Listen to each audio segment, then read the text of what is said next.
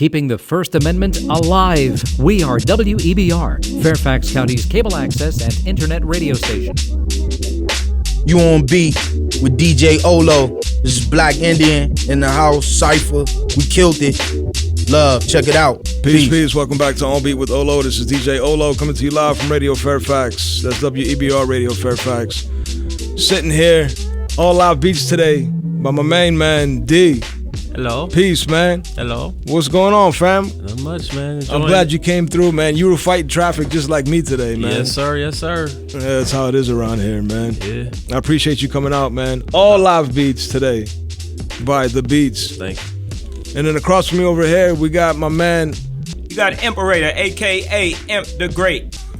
You have an interesting story, man. You know, we were all talking off air, but you were saying that you've been involved with hip-hop for a long time. Yeah. And now that you're new to this area, you know what I'm saying? So the brothers that are coming out today, they've been involved with hip-hop in this area for a very long time, too. When I was a kid, when I was in high school, I used to sneak out and go watch them live. You know what I'm saying? And what's their name? So depending on who's going to come out, it should be DJ RBI.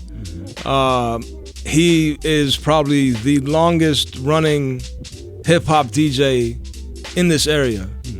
I think so. I think it's safe to say that he is probably the longest spinning hip-hop DJ in this area since the 80s. You know what I'm saying? I'm saying still on radio. Okay. You feel me? Yeah. Everyone else is taken off, left the area. People have turned and done other things, non-hip-hop, you know, DJing, doing it, whatever. You know what I'm saying? There's a lot of DJs I know now, all they do is that ratchet music. That's it. That's all they do. You know what I'm saying? Because they make money for it. But he's the only DJ that I know because, I was a kid. And, yeah, it's crazy, man. A lot has changed, man. But that brother right there, I hope he comes, man. DJ RBI, he's a big inspiration to a lot of people in this area, and beyond. I mean, he's worked with because he's such a staple in the hip hop community in this area. He's worked with a lot of people that come to the area from other places too. You know what I'm saying? Big artists. He's always involved, and he's always been the go. His show, because his show has been on radio such a long time. Big up to my brother RBI, man. I'm bigging him up right now, man. I shouldn't be talking without him here. You know what I'm saying? Big up RBI. Yeah, I should let him speak for himself. But that brother's a big inspiration to me. I'll tell you the story when I met him. All right, just to give a little background. I was DJing in Adams Morgan. I was a young kid. My cousins used to go out and party all the time, and so they used to hook me up and get me spots DJing downtown. So I was a young teenager DJing downtown, still in high school. And right after high school, that's what I wanted to do. I wanted to just, whatever I can get, any job I can get in DC, I would just take it. Bang, bang, bang, bang, bang. So one night I was in Adams Morgan at a very obscure, weird place, spinning hip hop. But the DJs before me were playing like drum and bass. This was that era, you know what I'm saying? This was like late 90s. Drum and bass, and they were playing house music and stuff like that. And this guy comes up to me, and he's like, "Hey, can you play, you know, so-and-so, whatever record?" And I didn't recognize him because I was zoned out. You know, I was still young. I was DJing. And I said, "Nah, man, I can't because that's too slow." You know what I'm saying? It's a different BPM, you know. And I was so into what my mix is supposed to be like. You know, it's just got to be this tempo. And so I never played it. You know what I'm saying? And he came back to me, and he was like, "Look, man, let me tell you something." He's like, "This is what you got to do, you know, to play something." Because he came back to me and said, "You know, why don't you play that song?" And I told him, I said, "It's too slow." And he said, "Well, this is what you got to do. You know, you got to do like a little backspin, or you got to do like a little something, you know, do something like that something like that, bang." Make the transition. Yeah, to make the transition sound nice to go into something slow, you know what I mean? Right. And I was like, "Man, who is this guy talking to me, telling me all this stuff while I'm DJing? You know, I'm working over here." And I look up, DJ RBI. You know what I'm saying? So I was like, "Oh man," you know, and I was a kid, man. I didn't even know him like that, you know. I didn't even really know I didn't know the magnitude of who this brother was, you know what I'm saying? So that was, my introduction to RBI, man. He was trying to sun me while I'm working. You know He was giving you jewels, though, man. Yeah, 100%. Definitely. Yeah, man. When was this? I mean, you said back in the day, but like 25 years ago. Sheesh. Yeah. Easily 25 years ago. I can say that now. Yeah, man. Easily 25, 26 years ago. That's what's Yeah, up, man. Yeah, nah. And then so the other brother, I know him as Dimes. I also know him as 1-2.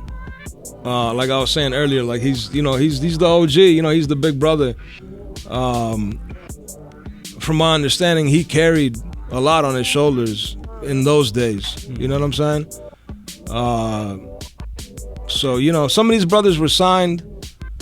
Some of these brothers passed away. Black Indian, he was signed, and his story was basically that they moved on to other artists that were on the label that they felt fit the criteria. You know what I'm saying? But B.I. was he was probably, to me, I think he was one of the best in this area, period. You know what I'm saying? He was one of those rappers that nobody could touch, especially in those days of freestyling. Yeah, I don't know, man. A lot has changed, man. A lot has changed. I've been doing this show since 2012. So the other day, I just went back. I just wanted to see some of the old shows because I've documented, I found a way to always document every show. I went back, and even in just that small a time, so much has changed. You know what I'm saying? In the scene. Has the show always been at this location? In this very studio. That's great, man. Yeah, that's The best indicator for me personally to know the time frame is Spawn. Whenever I see Spawn, because first Spawn is like a really talented producer. For those that don't know, shout out to him, his pops, Forge, the whole family. But Spawn started out like really early, and when you see this footage of him up here, he's like a kid, and then you just see him like literally a baby. Well, not literally, but you know what I'm saying, like super young. And now you see him now, he's a grown man, you know what I'm saying, with job, responsibilities. But he's super cold. And the fact that he came up around so many talented people, it was like osmosis. So, shout out to him. But that's how, like I said, I always bookmark the era that I'm seeing the video on based on his age, if he's in the video. Yeah, no, of course, yeah. Yeah. Because he's been in all the videos. Right. Yeah, no, right. I know, talented kid, man. Nah, you're right, man. Yeah, because we actually met him in 2011, 2012. It was probably 2011 we met him. And when I go back and I watch that video, I'm like, yo, like he was a baby, bro. He was 12 years old. Right. You'll meet him one day too, man. Inshallah, you'll meet him. He's a very talented kid, man. Super talented. Yeah, that kid is, he's nasty. He's of everyone that I know of, that we all, within our circles. I've put up videos of everyone on Instagram, YouTube, whatever, all that stuff. That guy, people always gravitate towards that guy, his sound. You know what I'm saying? Everybody, everyone likes everyone else's music, but that kid, he's different, man. He's got this kind of energy that reflects in his music too. That's very pure, genuine, and organic. You know what I'm saying? Yeah, he doesn't force it at all. My bad. No, the thing I was gonna say, like when I initially met him at a battle, like I had to go head to head with him in a beat battle, and I'm just like, when I heard it, I admired his sound because I heard the influences, and then after I got to know him, he told me the influence that I already knew he had. Like his beats are like just straight to the point. There's like no fluff. It's like you get what you hear is what you get at the end of the day. But they're super dope though. And to know the fact that he started out really young and his pops is an MC and I can't say, I don't know the relationship as far as if he coached him or not, but you could tell that he was nurtured to come up to be as nice as he is now. So yeah, he grew up in it. Yeah. And his dad, they're West Coast too, actually. You know what I'm saying? They're from, I want to say they're from LA. I think so, or neighboring areas, but yeah, something LA. Like that. Yeah, they're West Coast. They moved, I guess they moved here when he was young. I'm not even sure, to tell you the truth. He's got to speak for himself. But yeah, they're West Coast. His pops is like straight West Coast rapper. Yeah, what's his pop name? Mr. Forge. Yeah. So he's worked. He's not. He's not huge or whatever, but he's worked with a lot of big artists too.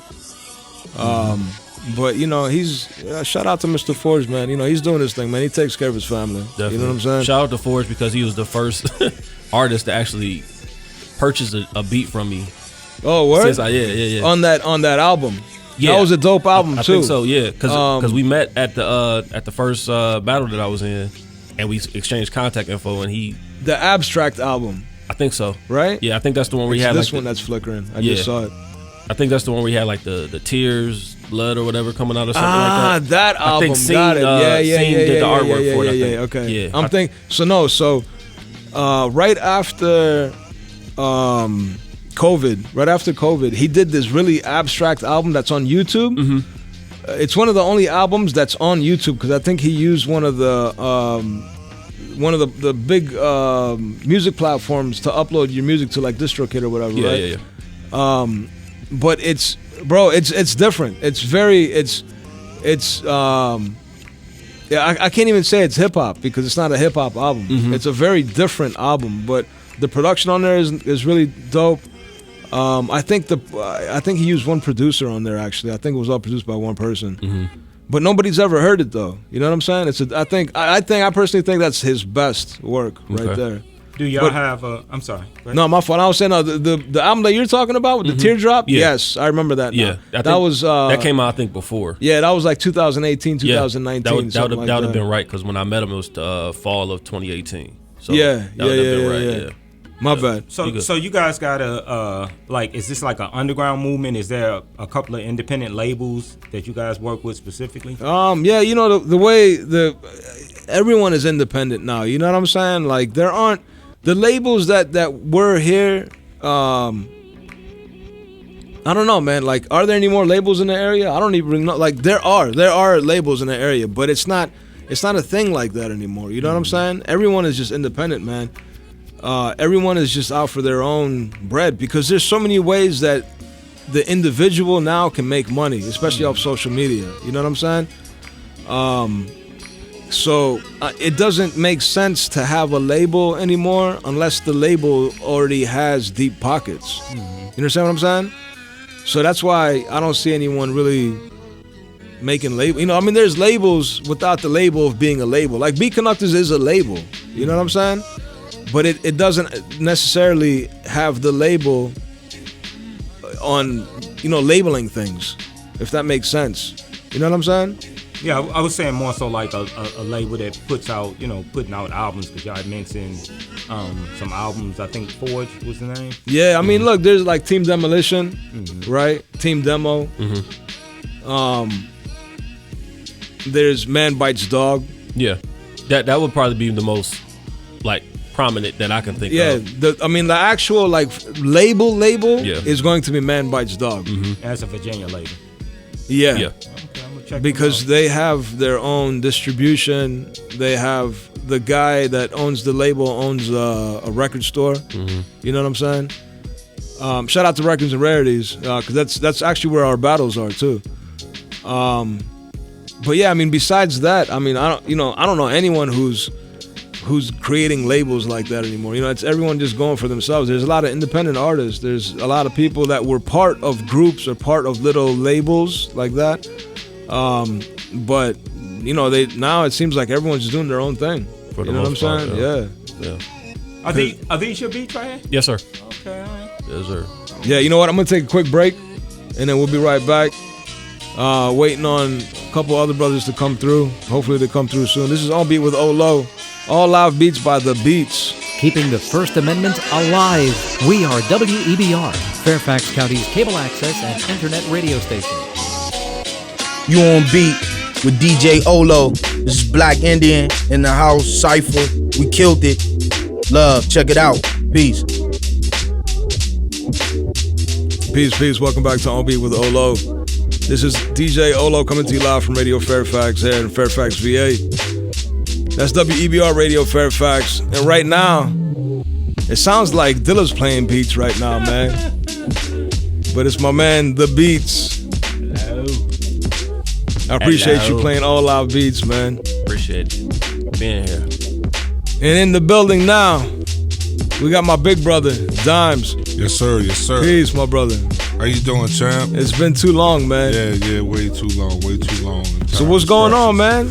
Hey, man, getting ready to drop this. Bad Human Art House is about to drop some projects. We've been working with artists in the area that we've always wanted to work with. And I'm about to drop some singles. Got this joint called Burn with Moon. She is Burn, produced by Theory, with Moon New Bill on that joint. That joint's fire. And then I got another joint to follow that one up called No Time, produced by Theory. Moon and the fellas is on that joint too. And, Theory's on fire, man. Yeah, man. So we've been putting in work. It's about time to start unleashing this stuff. Yeah. And especially for me, it's time for me to start like putting this solo stuff. I've been teasing it for a long time, and so the time is here. Yeah, that's so what's that's up, what we've been up to. Working, doing some projects with Enoch, Blocker P, Moon New Bill, my son Infinite. We all working on some stuff with all of them. Me and Theory. Shout out to Infinite, man. Yeah, he's getting big, man. Yeah. Almost 30 years old. That's crazy, huh? Yeah, man. But salute to him, man. Down in Atlanta trying to do his thing. Oh, he moved out to Atlanta? Yeah, That's been what's down there up. for like 3 years now. Oh, okay. Trying to pursue his music. Yeah. Took up culinary arts. And, that's what's up. Yeah, man. Yeah. Becoming a man. I know, man. That's crazy. So that's what's been up, man. Me and Theory just been putting in work. You know. What about Ben? What's up with Ben, man? Oh, Ben just released a joint with what's the brother name? Ransom. Not Ransom. RJ Payne. Yeah. Oh, yeah. He was telling me about that. Yeah, right. produced by T Demo. That joint fire. So he just released that. Ah, I did see that. Okay, I gotta check that out. Yeah, salute to Ben, man. Look, the joint that he did with Blocker P a couple years ago. You know what I'm talking about, right? Like 2 years ago. It was Money Something. It was oh my God. I love there was on that, I don't know if it was an album or an EP or whatever, but on that joint there was two that he sent me that I fell in love with, man. That was one of them. Blocker P. And I think he plans on releasing that worldwide. Like he's gonna push that joint too. He was high on that one. But Ben got fire, man. Like, fire. That guy is ridiculous. Yeah. And he polished his beats, his sound so perfect. You know, he sounds the I don't know what he's doing. You know, shout out to Ben because whatever he's doing is working. Hell yeah, working very well. Yeah. But he's polished his sound to the point where now it's his. That's his sound. You know what I'm saying? It ain't like experimental. It's just he got it now. He got that formula. Yeah, he found his voice. Yeah.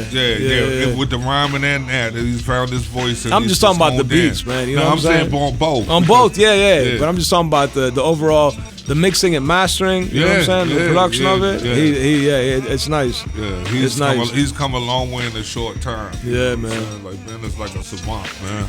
Yeah, he is. You know what I'm saying? They pick up on stuff quickly and he maximizes it. Very proud of that brother, man, no doubt. Yeah, so I look forward to see good things. And the thing is, it's funny because Ben never really wanted to do the rapping thing.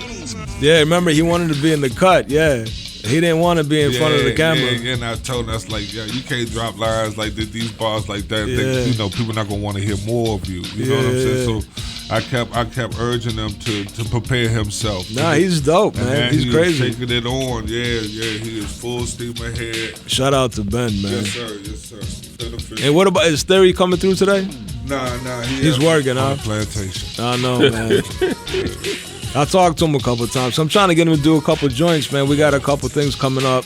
Yeah. We were supposed to have the organizers of Taste the DMV. Okay. Because we're doing a live beat session. Okay. 30 minutes, Taste the DMV. So I'm trying to get Theory, and he told me, he was like, it's hard for him to get off. Because his schedule was good. The schedule he used to have was perfect. That was the schedule he controlled. Yeah. Right. So now he doesn't control his schedule. He's back out in the field. He's not in the house anymore. That's what he was telling me, man. So he can't really get out like he used to. Yeah, so that's and you gotta give him some distance. You know what I mean? You gotta holler at him, like have a day like 2-3 months away. Maybe he could finesse that. But this June 14th. It's like 6 weeks. I told him about it. Yeah, he said he's gonna try to take off or whatever, but we'll see what happens. He was supposed to take off for the battle, and then he couldn't take off. He got stuck, man. Yeah, because he's like, in his position, like he's the guy. Yeah. So they turn the schedule around to some degree to accommodate that day off. You know what I mean? Yeah. And so Sundays was our day for like a decade or more. You know what I mean? It's a wrap. Yeah, it was a decade or more, man. Sundays. At Theory's crib. Tell them why you got it. But you never know, it might not be here. But you know, you got to get that bread, man. That's something I was all for, and it kind of forced me to, to develop my outlet. You know what I'm saying, personally, which is something I always needed to do. And so. So look, Noik, I don't know if he told you. You talked to Noik recently, but he did a show with my kids, a cooking show. Yeah. Right? Okay. He told you about it? Nah, he didn't tell me about it. So he came through, made some chicken quesadillas. Okay. You know what I mean? We put the chutney, my kids do the chutney stuff, right? Okay. They mix it up with the chutney and everything. And on the show, what we do is we have an introduction, we have the cooking segment, and then they sit down and they eat the food and they talk, right? So while they were sitting down, the first thing he said, they started talking, and he said, listen, man, he told my kids right there on camera, it's on the show. He said, more school, more money, less work, right? He said it 3 times. He said, more school, more money, less work. He said, less school, less money, more work. He said it 3 times to my kids, and my kids caught that, you know what I'm saying? And so when we came home and we were talking, I was talking to the kids because they fell in love with Grizz. Yeah, I mean, they loved him. You know what I'm saying? That they were saying, "Yo, can we get him to come back, do this, do that?" And then we started talking, and my son, it's my second son, RJ, right? He's a sharp kid. But he's the one that picked up on it, and he was like, Dad, he was like, I understand what he was saying, you know what I'm saying? Yeah. He's like, he said, the smarter you are, the more ways you find to make money, you know what I mean? He's like, he said, if you're stuck working, because the kids observe us, you know, and we're stuck, man. So he's like, if you're stuck working, you can't be using that energy and that time to go out and do other things. Yeah, man. Yeah. Shout out to Grizz, man. Yeah. Yeah, it's real, man. It's real. This is and this economy that we're in right now. You know what I'm saying? I ain't trying to get political or whatever, but we have to find more ways. We were just talking about this. The first segment we did, how he was asking about the labels in this area. Okay. You know what I'm saying? Who are the labels? And I was just trying to explain that a lot of the labels kind of broke up, and everyone's doing independent. Everything's independent now. You know what I'm saying? Because there's so many avenues online to make money, to circumvent that whole system. Yeah, that's right. That's what it's about. And at this point, I mean, especially depending on where you are in life, you realize that one of the most valuable assets is control. You know what I'm saying? Yeah. Especially of your artistry, whether it's visual arts or auditory arts. Like, you know, it's probably the most important thing, because a lot of times they gravitate to you for your creativity and then want to change it, which doesn't even make sense. You know what I'm saying? And then plus with the pay profile, you know, with the streaming, it's getting crazy out here, man. Like, people setting standards that don't even have to succumb to it. You know, you got companies amalgamating funds from everybody that put their blood, sweat, and tears on this platform and saying we're going to allocate 80% to all the big boys that already got the bread. Yeah, I'm going to say something real quick. Yeah. I was thinking this morning, I heard on the radio talking about YouTube is about to surpass, I guess, Disney or somebody. YouTube is about to be the #1 like view that people watch, right? Yeah, I believe it. And so when we say we go independent, my thing is, I think he was kind of heading that direction. Is like, but are we getting the money? Because I get frustrated and I'll put stuff up. I'll be like, man, I'm putting all this stuff up here. I ain't getting a dime. They getting the money. So when we say we independent, my thing is, are we getting the money, or is these people just getting richer? And like I said, you was lean. They getting richer and richer and richer. You know, and it's for some strange reason. Like I said, I've had websites since '98. People don't want to go to your website. They'll go to your social media, but you know, they don't want to go to the website. I don't understand that. It's a form of conditioning. Right. People are used to going to what they know. Like, that's why you have to like have the social media popping in order to get the traffic to your website. You know what I'm saying? Because I remember, I think it was like a year ago, I think IG went black, like it went down, and like you would have thought like Y2K hit, and people were like panicking and stuff like that based on the fact that they didn't have a connection with their audience. But like if you have a website, but even a mailing list, you know what I'm saying, email blast, yeah, exactly. You keep the connection, and then when stuff hits the fan, you're not in panic mode. Right. And it was crazy seeing people. You could tell the people that had been outside before that like drank water out the side of the house or the hose versus the people that were just born on social media, like scrolling and everything like that. Like it was crazy to see. Well, see, and the thing is, even to one of like most important things that I'm thinking about, even far as YouTube, right, is back to the word control. Mm-hmm.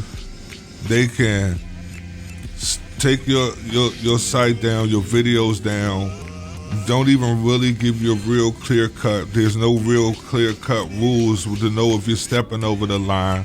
There's different pay scales. So if you talk about gardening, you're getting paid this much. You talk about hip hop, you're getting paid this much. You talk about politics, you're getting paid this much. It's too much divisiveness going on, shadow banning, and people using malicious ways to take. It's just too much of that going on. That's why I say like to back up this brother here, like having your website is imperative, because you gotta, what you want to do is be able to have the control to know all who's paying attention to you.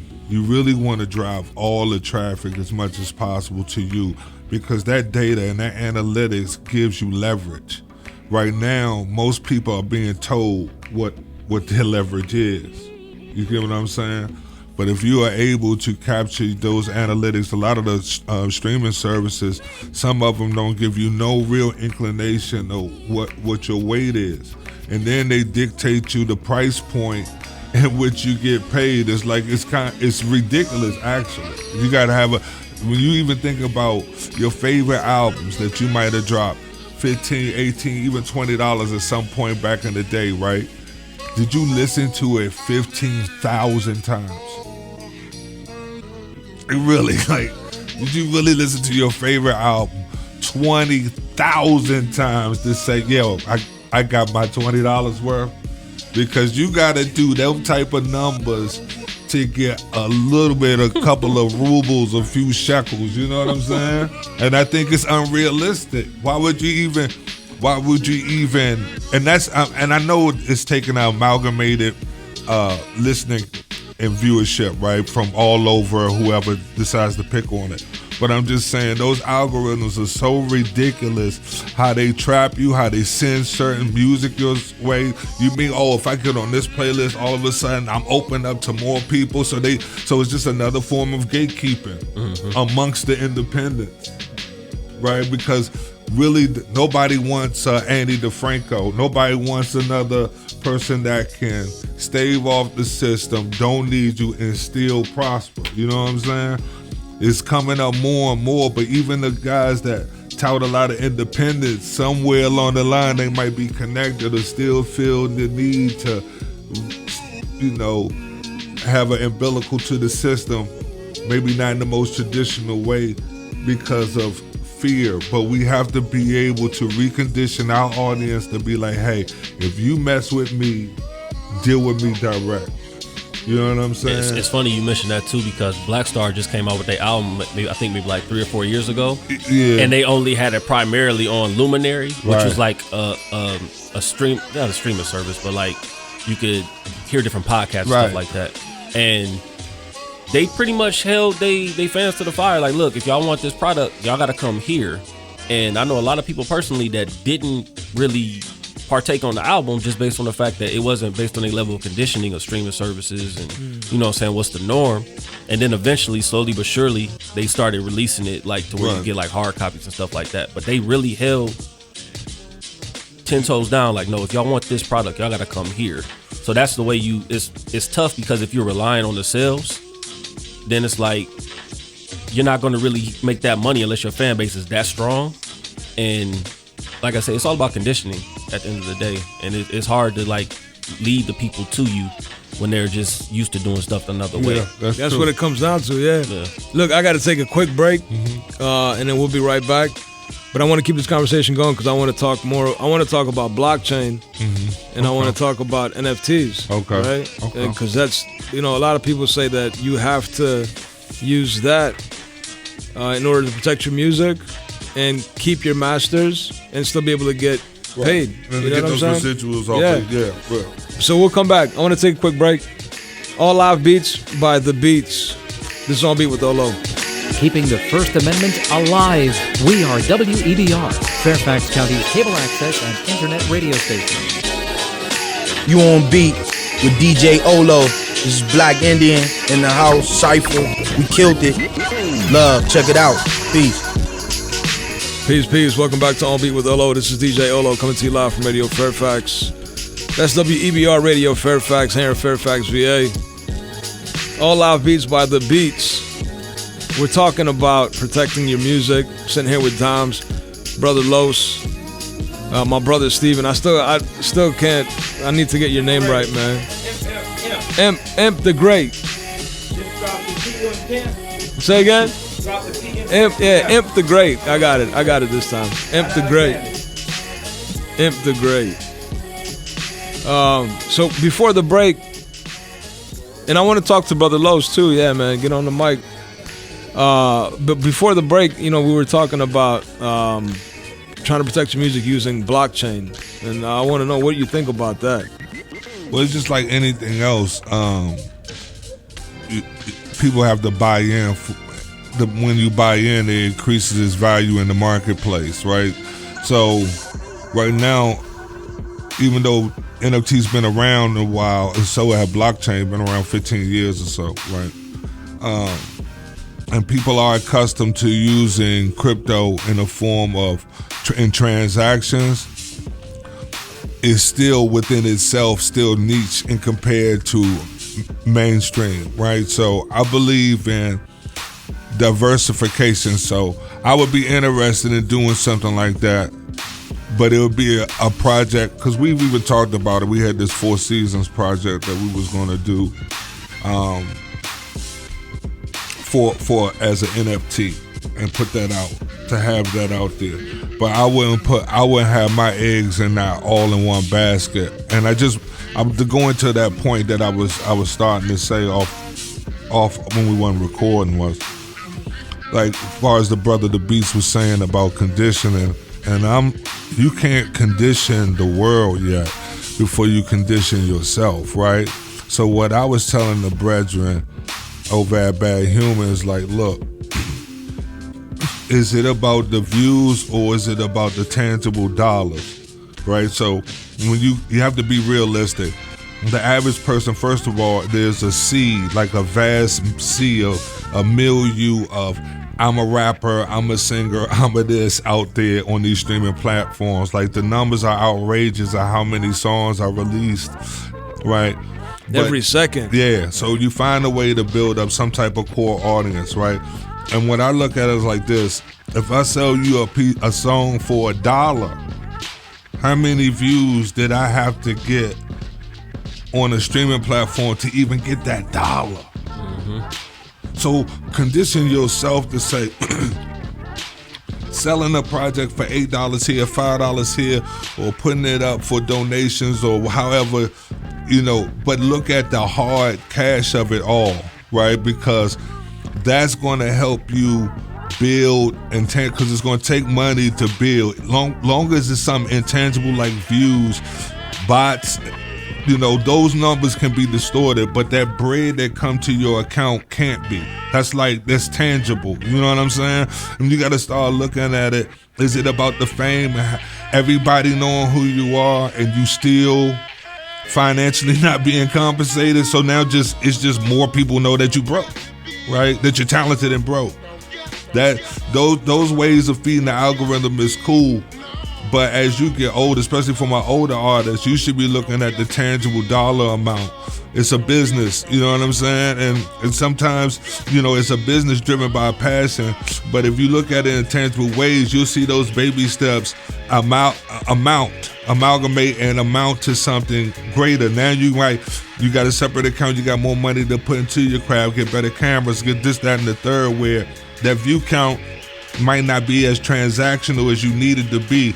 And it really, let's be honest, especially with older artists, labels are not looking for you. So it's not about you getting up your views so you recognize by Atlantic. No, that's not happening, champ. So you need to be building up your core fan base. And that's why, you know, singles on streaming services is cool, but I really believe that you need to condition your audience as you're doing it. Hey, you want to find me, and even if it's 2,000 people, 2,000 hardcore people that's paying fans, fans actually could substitute some of y'all cash yearly income. Yeah. And that's just being real. But they have to buy into you, and so therefore buying into whatever you're pushing is a byproduct.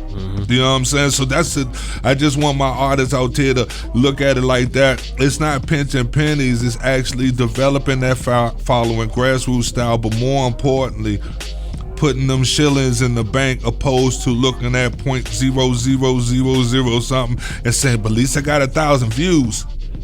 You know what I'm saying? And you can also kind of compromise, like somebody like Rock Marcy. He'll come out with a product, with an album, like a week or two before, and charge people $40 for the album. And then after a few weeks, come out with it on streaming. So that way he made the compromise to where he got his money up front. Right. But then he also got the streaming, which is nothing in comparison to, if you sell $40, 100 people at least, you came up. Yeah. So I was going to say too, because the new thing now, the new old thing now is cassette tapes. Right. And there was an article on CBS in the morning. It's funny. They had the picture they had, who kid. You know what I'm saying? Because mixtapes, you know, this is from our era. You know what I'm saying? Mixtapes are a thing again. Right. The cassette tapes. And it's funny because I haven't gone to the mall 13 years, 14, 15 years, something like that. You know what I'm saying? But I went to do this battle in the mall. Right. And they sell the Walkman, the cassette tape Walkman. You know, it's like Record and Rarities. They say, yeah. It's like the bootleg version. You know what I'm saying? But still, it's a thing. You know what I mean? It's nostalgia. Yeah, I wanna speak on that, man. How you doing, Brother Los? Brother Los, U Street TV Media. You know, I'm glad y'all brought that up because I think people are getting caught up into, once they find out how Spotify and the record labels was raping the artists with this streaming crap, man, we really realized that followers aren't really supporters. Yeah, exactly. And so, and doing media, being on social media to build my brand, I realized I got to get rhythm outside of the internet. Yeah. So I started doing U Street TV entertainment, you know, at spaces where people can come out, because then you can really turn your followers into supporters. And I think as artists, you know, with the times now, you can go directly to your consumer. And that's why so many artists, they don't just have music, they got merch. Because one thing I realized, once I took my content and put it on my own IP address, the whole is about traffic. Oh, traffic, man, yo, hold on, yo. Oh, I'm sorry. Oh, my apologies. Oh, my bad. Oh. Yeah. Oh, my apologies. Yeah, it's this is for kids, oh, man. I'm sorry. I apologize. Bro. I apologize. So now let me just break it down real quick. No cursing, no call to action, and no selling. That's it. Okay. Everything gotcha. else is cool. Yeah, but I just wanted my bad. It's all good. Yeah, but my point is, but basically, followers on views online doesn't necessarily mean supporters. And I think once we get past that and really, you know, that's why things are coming back to being tangible, cassette tapes and things of that nature, because we realize that old method still works. And especially now you can go directly to your consumers, whether it's videos, whether it's music. So vinyl is, you know, we talk about this all the time. Yeah, you know what I'm saying? Vinyl was so cheap in our day, and now the cheapest vinyl is going to be $20-something. You know what I'm saying? That's right. But it's because it's booming. It's a booming business, man. And it's not the type of people that bought vinyl in our day are not the same people who are buying vinyl today. Right, you know what I mean? Right. It's a whole different kind of person that's buying vinyl today, man. Right, but when you're the one selling the vinyl, you don't care. You know? Right. But that's what I'm saying, though. There's another market there. That's you know what I mean? For whoever does it. Because, you know, we talk about this 2 years ago, too, about it's getting like the a vinyl. hypey. It's kind of hypey, you know? Yeah, too. You know, it's like, it's a cool thing, too. Yeah. You know, so Trendy. you got very Yeah. trendy. Yeah. Hipster. Yeah, that's what I was gonna say. It's the hipster thing, man. Yeah, but look, to be honest, they always bought the most. Right. You know what I'm saying? Right. Anybody's had the album. bread to a lot. Yeah, you know what I'm saying? Because I mean, it's when I think about even the artists that are underground artists today, but they're A artists, Okay. they're class A artists, right? When a lot of them have to go to Europe I know. to get their bread. I know. You know what I'm saying? Or they have to go to, like these other places where it just Well, it they doesn't still make love the sense. purity of it. That's how it was in Africa. Like they were really Yeah, we into- haven't talked about that, Yeah, man. yeah. I So- definitely want to hear about that trip. Yeah, and so it was you find that it's almost like a time warp, to be honest with you. Like being out there reminded me of U Street. Like that fervor and that high level of anticipation of what the next person's going to do, and the energy around it was a lot like Kaffa House, right? Which I haven't had around me in a very long time. And then on top of that, as the place where it comes from, let's be honest, there's a kind of a lack of, like, it's not that big of a deal, right? It's hip hop, but over here it's like another thing, right? Yeah. It's developed. It became that ubiquitous that it's just here, right? It's nothing to be fascinated about, even though we all have a passion for it. It exists. We are part of it. Boom, boom. But over there, like, it's not. It's still this thing of like awe, right? It's still this thing that mesmerizes. It's still like Disney. You know what I'm saying? Yeah. And so, man, I just appreciate those brothers and sisters so much over there. It was amazing. It's just, first of all, it's like when you see like a handful of white folks, right? And that's it for the whole week that you're there. And you realize that it's not even, like, racism is not even possible, right? Classism, sure, it's other isms that humans are going to put in the way, right? But not racism, so to speak, not based on color. Everybody black is cold. It doesn't matter. You get what I'm saying? And to be in a situation, because even being from Chocolate City, right, you still had things that reminded you of where you were. But over there in Uganda, it wasn't like that. It was just a whole different, it was refreshing, man. Just to, I always said I wanted to touch soil. That was always on the bucket list.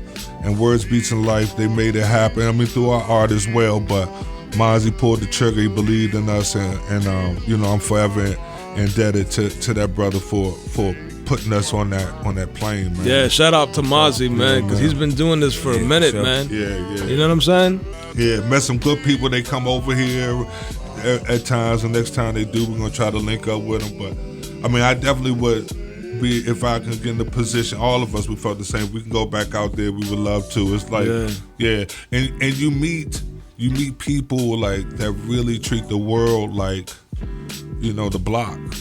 You see somebody from this country, somebody, and they just move around different countries like how we would move around the city or the states here. I met this brother, young brother from, I think he was from Cali. He was working out there, and he was like, "Yeah, I came over to Uganda just to party for the weekend." He was like, I think he was in Sudan or he was in some other place or whatever, right? And that's how they move over there. The people with means, but. Everything, the food tastes better, the sun, the grass, everything is greener. You hearing, animals you ain't never heard before in the morning. It's like, man, it's something else. And there's guns everywhere. Oh, word. Guns everywhere. You at the gas station, they holding choppers at the gas.